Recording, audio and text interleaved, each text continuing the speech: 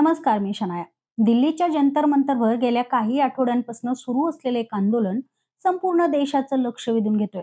पण हे आंदोलन फक्त घोषणाबाजीचं नाही, हे आंदोलन आहे मीम्सचं, पोस्टर्सचं, अॅनिमेटेड झेंड्याचं आणि जेन झीच्या नव्या आंदोलन शैलीचं. कॉक्रोच जनता पार्टी नाव ऐकल्यावर अनेकांना सुरुवातीला हा एखादा विनोद वाटला, पण आज हजारो विद्यार्थी आणि तरुण या आंदोलनात सहभागी झाले आहेत. नीट पेपर फुटी, शिक्षण व्यवस्थेतील कथित अनियमितता आणि केंद्रीय शिक्षण मंत्री धर्मेंद्र प्रधान यांनी राजीनामा द्यावा या मागणीसाठी हे आंदोलन सुरू आहे. पण या आंदोलनाची सर्वाधिक चर्चा त्यांच्या हटके शैलीमुळे होतीये. जंतर मंतरवरील प्रत्येक पोस्टर काहीतरी बोलतंय, प्रत्येक मीम्स एक प्रश्न विचारतोय आणि प्रत्येक भिंत तरुणाच्या संतापाची साक्ष देते. मागील काही आठवड्यांपासून दिल्लीतील जंतर मंतरवर कॉक्रोच जनता पार्टीचं आंदोलन सुरू आहे. नीट परीक्षेतील कथित अनियमितता आणि त्यानंतर विद्यार्थ्यांनी केलेल्या आत्महत्यांच्या घटनांच्या पार्श्वभूमीवर केंद्रीय शिक्षण मंत्री धर्मेंद्र प्रधान यांच्या राजीनाम्याची मागणी आंदोलनकर्त्यांनी लावूनच धरली आहे. या आंदोलनातील सर्वात वेगळी गोष्ट म्हणजे तरुणांच्या हातातील पोस्टर्स. पारंपरिक घोषणांऐवजी उपरोधिक वाक्य, कविता, मीम्स आणि काही शब्दात मोठा संदेश देणारे फलक जंतर मंतरवर सध्या पाहायला मिळत आहेत. आणि महाराष्ट्रात देखील अत्यंत मोजक्या पण रोखठोक शब्दात तरुणांनी आपली भूमिका मांडली आहे. जंतर मंतरवरील भिंती जणू बोलू लागले आहेत. सध्या पाऊस असो किंवा उकाडा, हजारो तरुण आपल्या मागण्यांसह जंतर मंतरवर ठामपणे उभे आहेत. शिक्षण व्यवस्थेतील बदल, नीट पेपर फुटी प्रकरणाची जबाबदारी निश्चित करणे आणि संबंधित व्यक्तीवर कारवाई करण्याची मागणी या आंदोलनाच्या केंद्रस्थानी ह्या मागण्या आहेत. आंदोलनकर्त्यांचा असा आरोप आहे की जंतर मंतरवर अनेक आठवड्यांपासून आंदोलन सुरू असून देखील सरकारने त्याकडे पुरेसं लक्ष दिलं नाही. या आंदोलनात पर्यावरण कार्यकर्ते सोनम वांगचुक यांनी देखील सहभाग घेतल्याने या आंदोलनाकडे अधिक लक्ष वेधलं गेलं. मात्र या आंदोलनात संताप जितका जास्त दिसतो तितकाच विनोद देखील दिसतो. धर्मेंद्र प्रधान यांच्या राजीनाम्याची मागणी करणारे पोस्टर्स, उपरोधिक संदेश आणि सोशल मीडियावर व्हायरल होणारे मीम्स आंदोलनाचाच भाग बनलेत. इंटरनेटवर व्हायरल होणारे मीम्स जेव्हा प्रत्यक्ष आंदोलनात दिसतात तेव्हा निषेधाचं स्वरूपच बदललेलं दिसतं. जंतर मंतरवर याची स्पष्ट झलक सध्या पाहायला मिळते. यामध्ये आणखीन एक गोष्ट चर्चेत आहे. वन पीस या लोकप्रिय जपानी अॅनिमेटेड आणि मांगा मालिकेतील स्ट्रॉ हॅट पायरेट्सचा झेंडा काही आंदोलनकर्त्यांच्या हातात दिसला. हा झेंडा अनेक देशांमध्ये अन्याय, दडपशाही आणि भ्रष्टाचार विरोधातील प्रतिकाराचं प्रतीक म्हणून वापरलं जातं.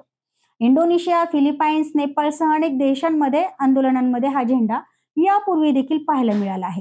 तर आता प्रश्न असा आहे की हे आंदोलन आधीच्या आंदोलनापेक्षा इतकं वेगळं का वाटतंय? याचं उत्तर जेन झी मध्ये दडलंय. आजची तरुण पिढी इंटरनेट आणि सोशल मीडिया सोबत मोठी झाली आहे. त्यामुळे त्यांची आंदोलनं करण्याची पद्धत देखील बदलली आहे. पूर्वी आंदोलन म्हणजे मोठे मोठे मोर्चे, घोषणाबाजी, नेत्यांची रटाळ भाषणं. पण आजची जेनझीची memes, reels, short video, social media post आणि पॉप कल्चरच्या माध्यमातून आपलं मत मांडणं, आज हे आंदोलन अशा पद्धतीने होते आणि याची चर्चा सोशल मीडियावर होते. काही तासातच हॅशटॅग ट्रेंड होतो, लाखो लोकांपर्यंत आंदोलनाचा संदेश पोहोचतो. त्यामुळे आंदोलन फक्त एका शहरापुरतं मर्यादित राहत नाही. राजकीय विश्लेषकांच्या मते तर आफ्रिका, दक्षिण अमेरिका आणि युरोपमधील अनेक युवकांच्या आंदोलनाप्रमाणेच भारतातही सोशल मीडिया, आर्थिक असुरक्षितता आणि विकेंद्रित संघटन पद्धतीच्या आधारे आंदोलनं सध्या उभी राहत आहेत. जेएनजीच्या आंदोलनामध्ये पारंपरिक राजकीय पक्ष किंवा एका नेत्यावर अवलंबून राहण्याची गरज जरा कमी होत चालली आहे. ही आंदोलने विकेंद्रित स्वरूपाची असतात. सोशल मीडियाचा प्रभावी वापर, सांस्कृतिक प्रतीक आणि तंत्रज्ञानाच्या मदतीने मोठ्या प्रमाणावर लोक एकत्र येतात. याशिवाय विनोदी आणि उपहासात्मक शैली ही या आंदोलनाची आणखीन एक खासियत बनली आहे. व्यंगचित्र, मीम्स, शॉर्ट व्हिडिओ आणि लोकप्रिय संगीताच्या माध्यमातून आंदोलनाचा संदेश मोठ्या प्रमाणावर सोशल मीडियावर पोहोचवला जातो. अनेक राजकीय विश्लेषकांचं असं देखील मत आहे की अशा पद्धतीमुळेच राजकारणापासून दूर राहणारे अनेक तरुण देखील आंदोलनाशी जोडले जातात. त्यामुळे आंदोलनाचा हा विस्तार वाढत असतो. अनेक आंदोलनांमध्ये आंदोलनकर्ते विरोधकांनी दिलेल्या नावालाच स्वतःची ओळख बनवतात.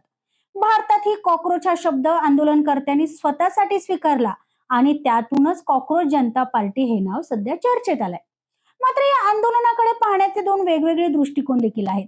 आंदोलनकर्त्यांच्या मते शिक्षण व्यवस्थेतील कथित गैरप्रकारांविरोधात आवाज उठवणं आवश्यक आहेच, तर सरकारकडून या आरोपांवर वेगवेगळ्या भूमिका देखील मांडल्या जात आहेत.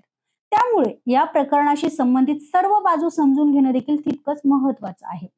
एकूणच पाहिलं तर दिल्लीतील जंतर मंतरवर सुरू असलेलं हे आंदोलन केवळ एका मागणीपुरतं मर्यादित अजिबात राहिलं नाही, तर बदलत्या काळात आंदोलनाची भाषा, शैली आणि माध्यमं कशी बदलत आहेत याचं देखील एक उदाहरण बनलं आहे. या आंदोलनाबद्दल तुमचं काय मत आहे? जेनझीची ही आंदोलन शैली प्रभावी वाटते का, की पारंपरिक आंदोलनाची पद्धत अधिक परिणामकारक वाटते? तुमचं मत कमेंटमध्ये मला नक्की सांगा. आणि हा व्हिडिओ आवडल्यास लाईक करा, शेअर करा आणि सबस्क्राईब करायला अजिबात विसरू नका. धन्यवाद.